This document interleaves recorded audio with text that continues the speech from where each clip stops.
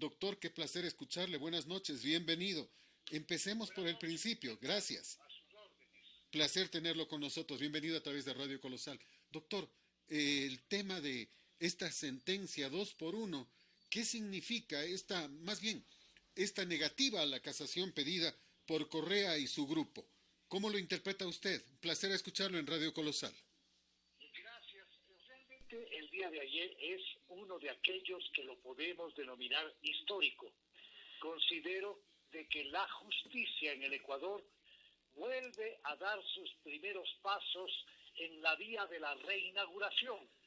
Es una sentencia histórica porque luego de los destrozos hechos en más de 10 años de un gobierno dictatorial, abusivo, prepotente y populista, donde se causaron enormes destrozos a la economía y fundamentalmente a las bases éticas de la República, por fin se logra instrumentalizar en definitiva y última, no es instancia esta, sino recurso extraordinario de casación, se determina que existen las responsabilidades que se establecieron en sentencias de primero y segundo grado. Esto es, sentencias que confirmaron 8 años de prisión para Rafael Correa y sus principales elementos que hicieron parte de una banda delictiva. Gente como Jorge Glass, Alexis Mera, Vinicio Alvarado, María Duarte, Walter Solís, Viviana Bonilla, Cristian Viteri, entre otros, fueron parte de un entramado criminal que le causó una enorme cantidad de problemas al país y que en este caso, denominados sobornos 2012-2016, pues más de 10 jueces de la Corte Nacional de Justicia han confirmado la culpabilidad de los cargos presentados con firmeza, valentía y talento por parte de la fiscal general del Estado, la doctora Diana Salazar, y del procurador de la Nación, el doctor Íñigo Salvador. De tal manera que para mí, más allá de que existe un voto salvado... Eso le quería preguntar, Claro, doctor. claro ¿Cómo que sí. conceptúa usted este voto salvado del señor Ávila, que nos preocupa porque le da la posibilidad de que vaya a la Corte Constitucional, por ejemplo, y a instancias internacionales también? Con voto salvado o sin voto salvado, esta gente van a ir a la Corte Constitucional a plantear pues un recurso extraordinario de protección constitucional, van a intentar ir también a organismos internacionales, pero el tema no es tan sencillo como ellos lo están pintando. En el informe de mayoría de los conjueces Lauro de la Cadena y José Layedra se declaró de manera clarísima como improcedentes los cargos casacionales que se habían solicitado y en definitiva ratifican la sentencia por cohecho pasivo agravado dentro del caso en el que se investigó un esquema completo de sobornos que se manejó durante la administración de Correa en la presidencia de la República, desde la presidencia de la República. Entonces, sin duda, esta sentencia tiene un peso enorme, más allá del voto salvado, que como le he dicho y le reitero, tiene que ver con aspectos que el juez que salva el voto, de apellido Ávila, considera que para 2 de los sentenciados debe reducirse la condena de 8 a 6 años. No está apuntando de ninguna manera un cambio en la parte medular. Dicho de forma más sencilla, el juez que presenta un voto salvado no se aparta del hecho medular de la existencia de un delito, del delito de cohecho. Solamente establece que para 2 de los sentenciados debería ser una sentencia no de 8 años, sino de 6 años. Entiendo que entre ellos está Cristian Viteri, ¿no? Es uno de los que está. Sí, son 2 personas específicamente, pero le vuelvo a reiterar el hecho de que el juez que salva su voto no está haciendo ningún tipo de contraposición jurídica a la casación que ha sido presentada y tampoco va a apuntar aspectos de fondo, como decir que no ha existido el delito o que se han cometido errores de fondo en materia legal en la confección de la sentencia, que a eso se refiere exclusivamente la casación, que no es otra, sino es un recurso extraordinario, no es de ninguna manera una tercera instancia, no se revisa todo el proceso, solamente se hace un control de legalidad de la sentencia. Importante aquello. Ahora, con esta sentencia, Correa pierde los derechos de ciudadanía. Queda inhabilitado de por vida para ser candidato. Hoy tengo entendido que se pasó ya en la tarde la sentencia a las partes. Se entregó ya la sentencia a las partes. De allí tienen un plazo para apelar que creo que son 3 días, ¿no es cierto? Y supongo yo que para darle largas al asunto presentarán o una ampliación o una aclaración. Mientras tanto, esos días podrían servirle a Correa para inscribirse como candidato a la Asamblea, por ejemplo. De ninguna manera. Él no tiene ninguna posibilidad de inscribirse. No la tenía. Todo esto es un show montado. No olvidemos que él tiene orden de prisión provisional por el caso Balda. No se trata de un único caso, el tema referido al cohecho, el tema que ha sido llamado como sobornos 2012-2016. No. Y yo quiero referirme al hecho de que efectivamente hoy se notificó por escrito con la resolución, con la sentencia del Tribunal de Casación de la Corte Nacional de Justicia.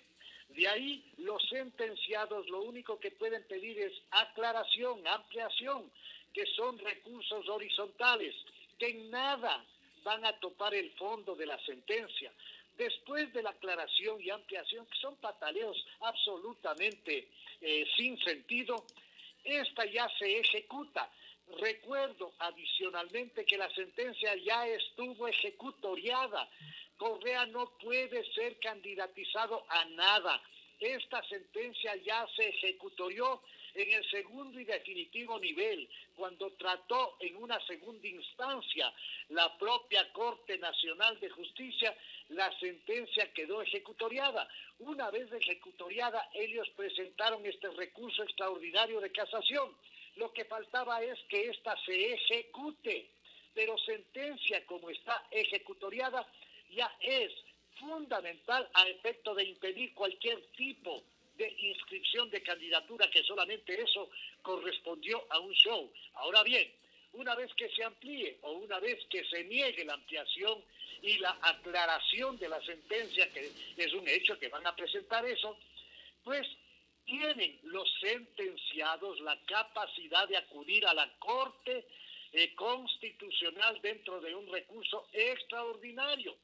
Pero con ese recurso extraordinario de protección constitucional, que tampoco es que se va a revisar en 2, en 3 días, en 1 año o en 2 años, no, eso es largo. Con ese recurso de ninguna manera suspenden la ejecución de la sentencia. Importante, o sea, la sentencia avanza, no se suspende. Sin embargo, yo sigo insistiendo. La sentencia está ejecutoriada, perfecto, no ejecutada. Se ejecuta cuando ya terminan de despachar estos recursos horizontales de ampliación y de aclaración, que seguramente van a ser negados. Ahí se ejecuta, ahí se mandan oficios a Interpol, ahí seguramente se lleva al señor Mera a una cárcel común, porque en este momento está con grillete y en su propio departamento. Ahí se ejecutan una serie de acciones de una sentencia que ya estuvo ejecutoriada. Importante todo aquello. Yo, sin embargo, me quedo pensando en el tema Atamaín, que siempre será complejo y siempre será preocupante. ¿Qué pasaría si a Tamaín se le ocurre permitir que se inscriba alegando que todavía la sentencia no se ha podido ejecutoriar y que todavía sigue en el aire el tema? No. Yo le puedo asegurar, esa sentencia está ejecutoriada y no puede ella contravenir norma expresa. Eso significaría realmente estar incursa en un delito penal. Eso no lo va a hacer jamás, se lo aseguro. se lo firmo. Eso es imposible. Recuerde que está contraviniendo norma expresa cuando es parte del Consejo Nacional Electoral que decía no reelección y ella sigue allí. Recuerde que en Sí, el caso de Álvaro Noboa también ella ha ido contracorriente y parece que no hay alguien que le haga entender. no, yo creo que ella tiene una espada de Damocles sobre su cabeza y tiene que ver con la predeterminación de la Contraloría General del Estado. Eso yo le aseguro, eso no se va a dar.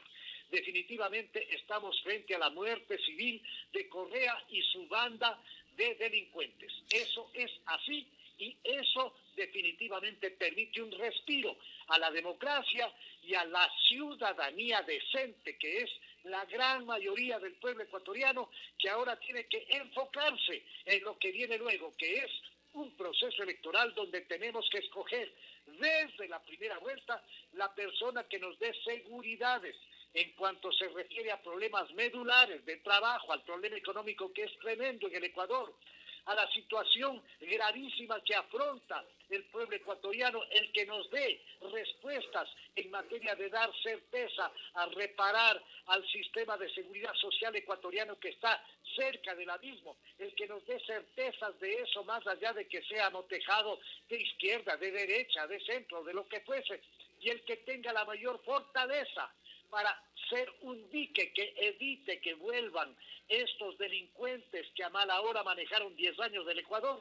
Por ese candidato que tenga mayores fortalezas, tenemos que votar desde la primera vuelta.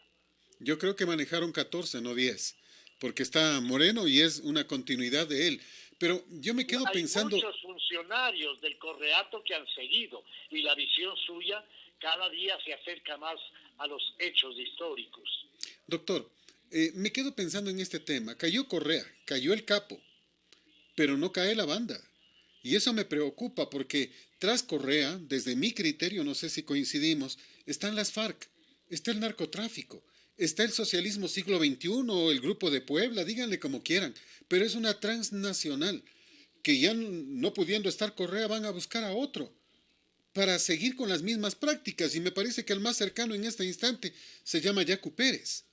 Entonces, eso, o sea, no podemos cerrar los ojos ni descuidarnos para evitar que se sigan tomando el país, porque yo no creo que las FARC, los traficantes que han tenido rutas por Ecuador, que han hecho lo que han querido durante estos 14 años, van a querer irse o van a querer que cambie. Recuerde usted que en Ecuador no había sicariato antes de Correa, ahora sí. Estamos como en Colombia, camino a Venezuela nada más. Usted topa temas de fondo y es verdad. Estas narcomafias entregaron espacios de territorio para que exista ese asqueroso negocio del narcotráfico. Eso es verdad. Pues entraban como a casa propia avionetas, nada menos que a lo que fue la base de Manta. Se instalaron enorme cantidad de espacios para que exista este tipo de acciones criminales. En la frontera entre Ecuador y Colombia, al norte, donde murió precisamente, donde murieron 3 periodistas del El equipo comercio. periodístico del comercio, sí. Sí, señor. Eso correspondía a una zona que estaba prácticamente autorizada por el guiño de estos narcotraficantes que a mala hora también manejaron la cosa pública. Esos son los temas de fondo. Yo estoy convencido de que aquí vamos a tener varios candidatos de esa línea. En primer lugar, este elemento que es una especie de marioneta del Correato y que tiene apellido Arauz. En segundo lugar, Por cierto, coincidencia de apellido, no. Bueno, no es coincidencia. El tío de Glass es Rivera Arauz y este señor sí, es pariente de él. debe ser, yo no desconozco el parentesco que tenga. Luego hay otros candidatos que se disfrazan con poncho e indiscutiblemente ellos tuvieron que ver con todos los hechos que se dieron en octubre que estaban en dirección de dar un golpe de Estado. Y eso el país no puede olvidar. Y hay otros candidatos del entorno familiar más cercano de Correa Delgado que también tienen las mismas líneas y vasos sanguíneos comunicantes. Entonces no debemos dejar de lado el apreciar ese peligro gigante que usted anota con toda la verdad de que el Ecuador vaya nuevamente en el curso de la venezualización. Por eso es que yo hago un llamado de hacer una moratoria a pseudo disquisiciones de orden ideológico para no hablar de que este es de derecha, de que este es banquero, de que este es así o asado. Si es que el señor Guillermo Lasso tiene la fortaleza necesaria para frenar a esta horda delictiva, mi voto estará por el candidato Lasso. Yo tengo dudas todavía, yo tengo dudas sobre el tema, porque dicen muchos que se alinearon los astros. Yo sigo pensando que más que se alineen los astros hay una fuerza poderosa, muy poderosa, que es la que está despidiendo gente.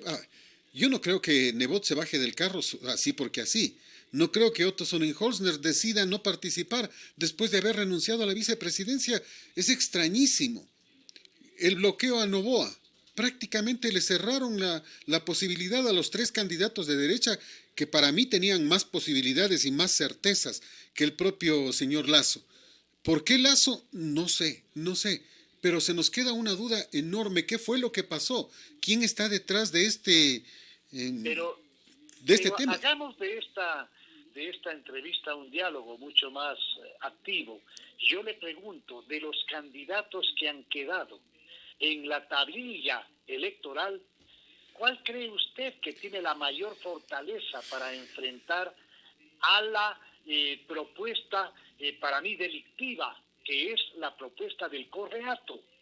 Dígame cuál de ellos. Muy difícil. Yo tengo especial consideración, por ejemplo, por el precandidato César Montúfar.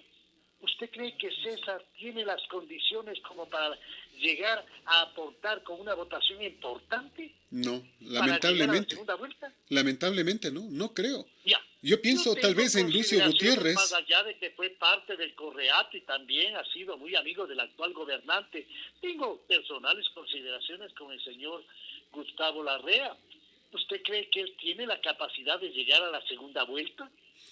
No, y me preocuparía porque él podría ser, recuerde que a él lo llamaban comandante Juan las FARC. Así es. Bueno, pero estamos dialogando. Ajá. ¿Usted cree que tiene la capacidad de llegar a la segunda vuelta el señor que está ahora con le he escuchado en alguna radio, está hablando como español, de apellido Romero, creo que era dirigente del Barcelona? Siempre fue catalán, decían, pues Isidro Romero Carbo.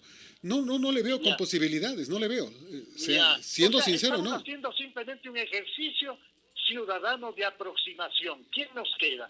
¿Usted cree que la candidata del actual gobierno, la señora Peña, tiene alguna posibilidad? Yo creo que ella va a sacar 2-3% del electorado.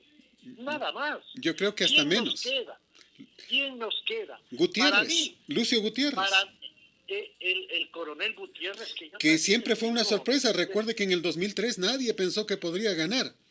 Y lo he escuchado en algunas propuestas y me pareció interesante. Mire, pero también no sé si tenga la fuerza. Yo tengo respeto por el expresidente, pero siendo objetivo, no le veo con la fortaleza necesaria para instalarse en la segunda vuelta. ¿Quién nos está quedando? ¿Arauz? Ni Dios quiera. Nos está quedando el indígena que dicen que no es y que sí es, y que eso me parece irrelevante, que me parece que es un gran candidato que disfraza. Si es que era candidato Isa, era un candidato abiertamente comunista. Si es que era candidato Vargas, era el candidato pirómano, el que estuvo al frente de las manifestaciones de octubre, repudiado. Encontraron un muy buen candidato, que también detrás del poncho también se esconde un sesgo y vasos comunicantes con el Correato. Y nos queda Lasso. ¿Quién más nos queda? Le pregunto a usted. Esa es una verdad. Y hacer apreciaciones en las que usted y yo podemos encontrar razones. ¿Qué nos queda? Esa es una verdad. No nos queda nada. Porque yo por y Yacu Pérez... con un buen amigo y me decía, los banqueros son así, asado. Yo le dije, esta vez no voy a entrar en ese tipo de consideraciones, voy a pensar en la posibilidad de proyectar un país en donde se respire libertad, paz, en donde exista la posibilidad de recuperar empleo y trabajo, en donde logremos sostener la dolarización, en donde todavía podamos usted y yo conversar con algo de libertad sin que más tarde venga algún tipo de notificación judicial como un sistema permanente de persecución al disenso. En definitiva, lo que queremos es proteger la cancha democrática y buscar reparar los valores básicos que tienen que ver con el trabajo, con el seguro social, que tienen que ver con la posibilidad del mejoramiento de la calidad de vida. No hay economía sana que sirva si es que esta economía no mejora la calidad de vida. Que no mejore tampoco las condiciones de salubridad sería fatal. Que no tengamos un espacio para el mejoramiento de la educación y de la conexión plena de sistemas de Internet que sirvan en todas partes. Que no mejoren sistemas que permitan también lograr que el Ecuador regrese a ver al campo como un factor de desarrollo del sector primario de la economía para convertirle al Ecuador en un país agroexportador y para hacer del Ecuador también un país turístico. Ojalá que sí, porque eso es lo importante. Yo sigo insistiendo. ¿Usted con quién puede ver alguna posibilidad de cambio? Yo con Alvarito, le soy sincero, con Noboa, pero me parece que la gente que está alguna información de última hora. No, se sigue peleando esta posibilidad porque siguen insistiendo, pero no creo que son buenos los abogados que están alrededor de Alvarito, no alcanzan. De abogados.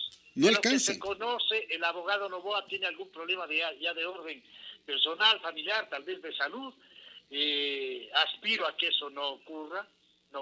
Yo no soy partidario de él, tampoco creo que esa sea la mejor solución, pero yo aspiro a que no sea un tema de salud, pero yo veo inviable ya a esta altura una candidatura del señor Noboa. Nos queda, como siempre, la preocupación de por quién votar.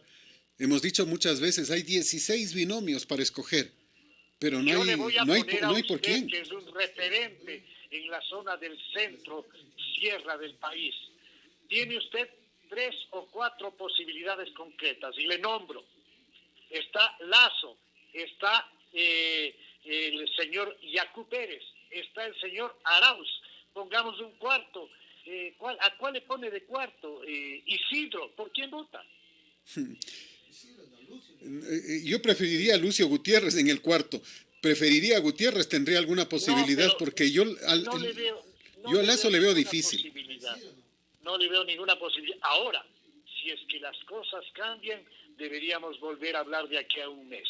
Ojalá. Pero la situación para mí, lo que quiero dejar en función simplemente de una reflexión desde la ciudadanía, yo no soy candidato a nada, entre paréntesis, yo estoy al margen de los sectores de presión, sectores de las cámaras, nada de eso.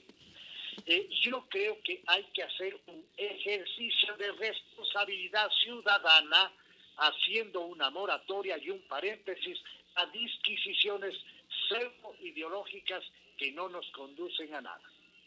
Estoy de acuerdo con usted. A mí en lo personal el señor Lasso no me parece conveniente, pero si no queda más puesto como usted ha ubicado los nombres, por la patria no quedaría otra cosa, pero yo no lo veo conveniente. Para mí es igualito a Correa, solo que supuestamente de derecha, lo conozco, he tratado con él.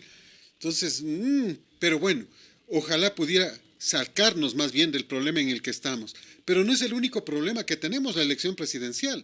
El otro problema es la elección de asambleístas. Y en los asambleístas tenemos gente como una señorita, no me acuerdo ni el nombre, Michelle Pozo creo que se llama. Una muchacha que supuestamente es borde de campo en Quito, que le preguntan algo, no tiene idea, y que sale al ataque más bien. Porque le preguntan cuál es su tendencia y ella pregunta qué es tendencia. Ayudar a los pobres. Hacer labor social, le dicen, no, eso no es tendencia. Entonces, ser de izquierda, de derecha. Bueno, entonces yo soy del centro derecha, centro democrático, dijo. Pero va a ser candidata por el Partido Social Cristiano en Quito. Con semejante... Una ignorancia total, lamentablemente hay una irresponsabilidad de las organizaciones políticas a la hora de volver a poner a gente de la farándula, de la pantalla, a payasitos, a chicas que tengan alguna relación con este tipo de expresiones que usted anota y que lamentablemente poco favor le hacen al país. La Asamblea Nacional es un centro donde se legisla y donde se fiscaliza, y deberíamos los ciudadanos entender que el voto es un arma fundamental en democracia para discernir, para pensar, para meditar, para votar con pasión en favor de un Ecuador que pueda salir de la crisis. Y no creo que candidatas como las que usted pone como ejemplo pueden abonar en algo para lograr el objetivo. Y esa es la pregunta. ¿Cómo hacemos? Porque mire, a esa candidata la tiene que apoyar Lazo, porque está en la Unión, es social cristiana. En Guayaquil, No, el Partido Social Cristiano.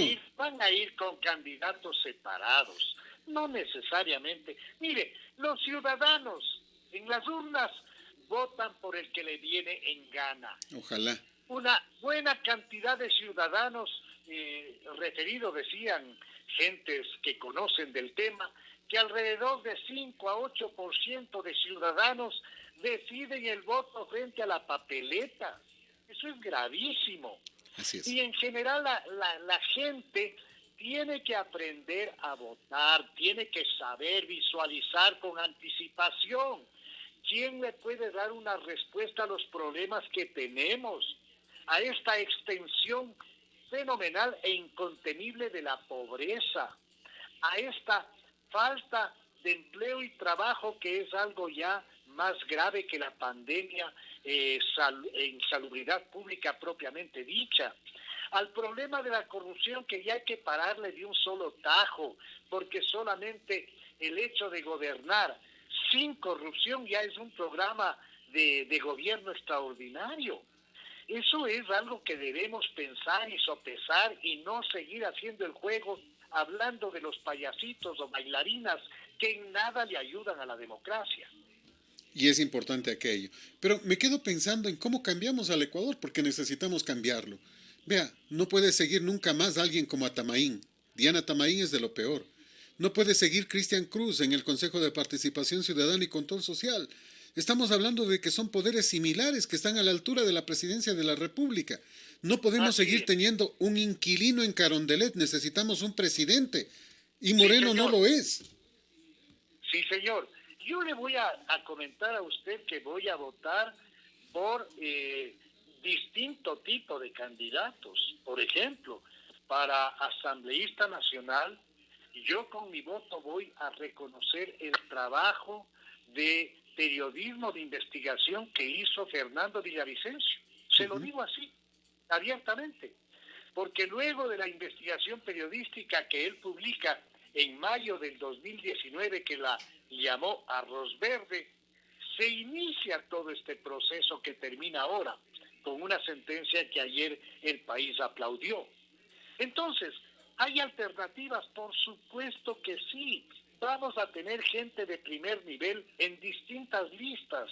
Yo voy a valorar uno por uno, definitivamente, y voy a tratar de lograr hacer de mi voto una respuesta de responsabilidad y civismo y de amor a mi país. Me parece muy bien y lo felicito, pero ahí tenemos otro problema. Ahora el voto es en plancha. Ya no podemos escoger entre candidatos. Sí, pero hay que escoger dentro de lo que se pueda, la mejor plancha, la mejor posibilidad, el mejor planteamiento que uno pueda elegir en función de no caer en ese tipo de acciones populistas que plantean candidaturas que para mí son una verdadera burla. De acuerdo con usted, totalmente de acuerdo. Volvamos al primer tema. Se ha sentenciado a Correa, pero lo importante ahora es que vaya preso, si es que fuere posible, y creo que debe serlo. Y segundo, sobre todo recuperar los miles de millones de dólares que están en algún banco, en algunas partes, en el extranjero, no sé. Yo creo que ya es hora de preguntarle a Glass si va a seguir encerrado solito o si va a empezar a hablar. Porque El tema es complicado. Glass debe saber dónde está la plata del pueblo ecuatoriano y ya no Sin puede, duda, ya no creo sin que él duda. quiera hacer de mártir, no me parece, ¿no? Usted está dando una señal importante. Yo creo que tanto Glass como el propio Mera deben estar este momento pensando 1000 veces en la necesidad quizá de suscribir un acuerdo de cooperación eficaz. Además, el Procurador General del Estado, hombre serio, el doctor Íñigo Salvador Crespo, ha señalado que la Procuraduría General del Estado va a encabezar acciones serias y definitivas en línea de lo que usted anota, de la recuperación de gigantescos caudales de capital que fueron extraídos del Ecuador como producto de la más rampante corrupción que vivimos en la época de la mal llamada Revolución Ciudadana. Yo le hago solamente a usted una mención para que tenga idea de que esto es posible. Bastaría que la justicia llame a los pilotos de las 2 aeronaves que servían a Correa y que muchas veces viajaron a paraísos fiscales. ¿A dónde viajaron? ¿Con qué fechas? ¿Con qué pasajeros? ¿Qué llevaron? En fin, hay varias formas de investigar.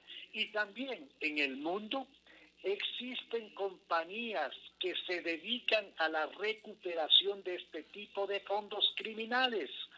Naturalmente cobran por objetivo logrado, esto es, por resultado final, cobran importantes sumas, pero bajo resultados concretos.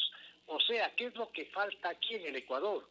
Lo que ha faltado, y ha faltado en este gobierno, la voluntad, la determinación de hacer todo el trabajo necesario para recuperar lo robado. Básico, fundamental. Mire, yo le agrego otros temas que han salido de conversaciones con el doctor Diego Delgado y otros importantes personajes. Por ejemplo, dice el doctor Diego Delgado, se le puede ofrecer el 10% a quien quiera que informe.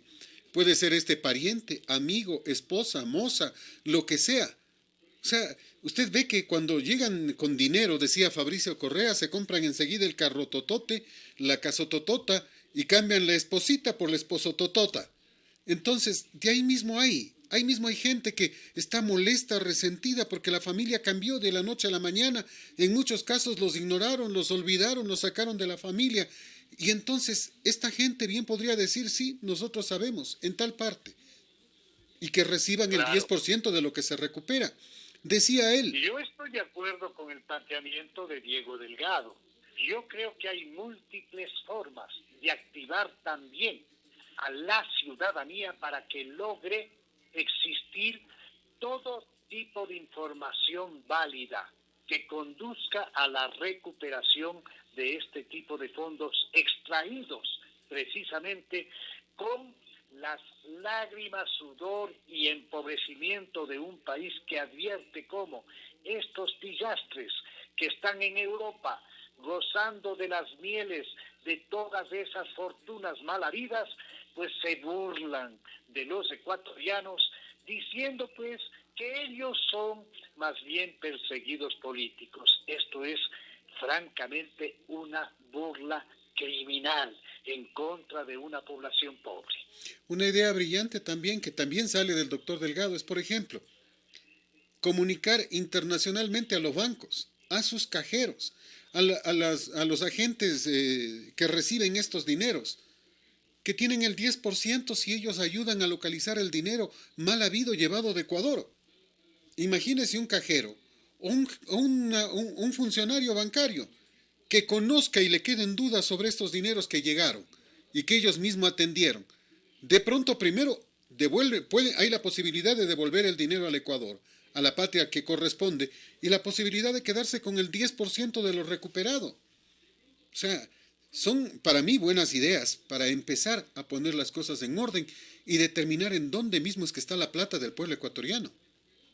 Sin duda, yo me sumo a ese tipo de propuestas y creo que todo lo que se haga en la línea de la recuperación de valores gigantescos que tanto le harían bien a la seguridad social, por ejemplo, que está cerca de la bancarrota, y al propio país, que realmente todo tipo de sugerencia es digna de ser tomada en cuenta. Por cierto, el día de hoy, la Asamblea dio luz verde para el juicio a la ministra de Gobierno, María Paula Romo, en medio de una declaración de honestidad que no tiene sentido. Pues, o sea, lo digo con todas las letras, porque el presidente de la Asamblea dice que está combatiendo la corrupción cuando él es uno de los corruptos, que supuestamente él y el hermano están manejando hospitales en su provincia. Dice que está combatiendo la corrupción, pero no avanza, pues lo tienen en un congelador desde hace más de un mes, la ley de extinción de dominio. Lo que nos van a dar es circo con este juicio a María Paula. Es lamentable, es realmente algo grave. El Ecuador vio en plena pandemia un festival vomitivo de corrupción donde se había determinado la entrega de alícuotas políticas con hospitales que eran manejados por agrupaciones vinculadas con la política, por gente vinculada con la asamblea, en fin. Entonces, no es que estos hospitales cayeron del cielo. Debe existir un esclarecimiento, pero usted vuelve a tener razón cuando advierte que la Asamblea no tiene pues base moral para hacer determinadas fiscalizaciones cuando más de 60 asambleístas están siendo investigados por la justicia penal. Importante aquello, y están identificados. El tema es, entonces, ¿qué nos toca? Porque no podemos quedarnos en lo que estamos. Mucha gente dice, sobre todo los correístas, siguen insistiendo en que solo se les persigue a ellos. Yo creo que no hay que perseguir a nadie. O sea, hay que hacer justicia. Pero sí tienen razón. Sí tienen razón. En el Ecuador precisamos, en el Ecuador exigimos la correcta aplicación de la ley. Lo que buscamos es justicia, no venganza. Y yo creo que es necesario destacar, relevar la actitud firme, la actitud absolutamente ligada a la ley y al interés nacional demostrada por Diana Salazar. Yo creo que en la Fiscalía el Ecuador tiene a un puntal fundamental de expresión de honestidad y seriedad, y tenemos que darle un voto de confianza, y tenemos que apoyarla, y tenemos que empujar una serie de casos que todavía no han podido ser esclarecidos. No se olvide que el caso del fallecimiento, de la muerte, del asesinato del general Gabela quedó así nomás, dentro de otros asesinatos de los que todavía no existe esclarecimiento. Hay una gran cantidad de hechos que, como producto de todo lo que se hizo en materia de investigación en el caso que acaba de concluir ayer con la sentencia de casación, pues existe peculado, existe enriquecimiento ilícito, existe lavado de activos, una serie de procesos que recién se han iniciado. Tiene usted razón, pero yo decía, decía hace un instante, los correístas tienen razón también. No ha avanzado el caso INA, y en una muestra de pluralidad debería también ese caso moverse, aunque le toque al propio presidente de la República, al señor Moreno, al licenciado Moreno, aunque le toque a él y a su familia, tiene que avanzar ese caso también, inclusive para dar una muestra de que no hay una dedicatoria a X, a Y, sino que la justicia es amplia hacia todos, que el caso Arroz Verde, por ejemplo, o Sobornos 2012-2016, llevó gran parte del tiempo a la Fiscalía, es verdad, pues son cualquier cantidad de folios los que tuvieron que juntarse para que aparezcan las pruebas, aunque ellos decían que no hay pruebas. Yo estoy convencido de aquello. Yo también exijo que este tipo de acciones no queden en ningún tipo de congelador.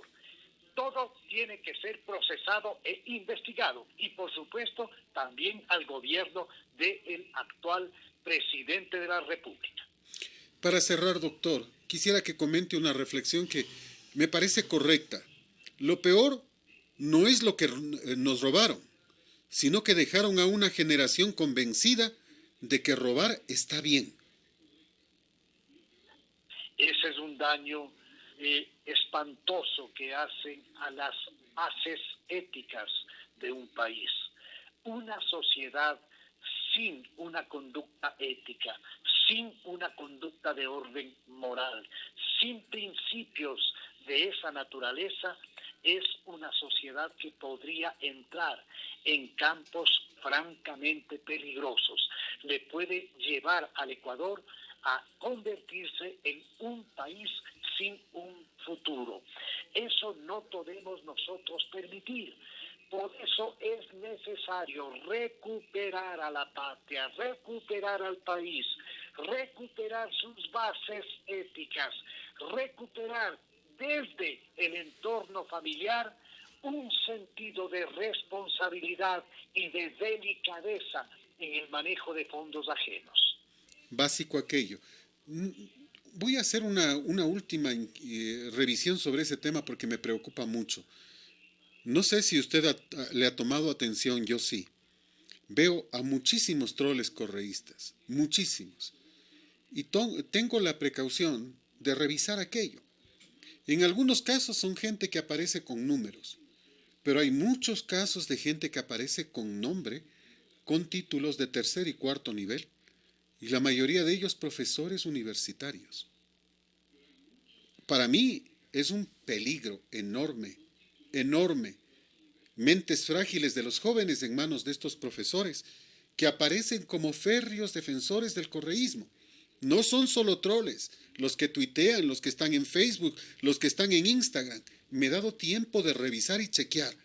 Y revisando y chequeando me encuentro con un montón de profesores. Profesor en la Central, profesor en la Universidad Andina, rectores de colegios.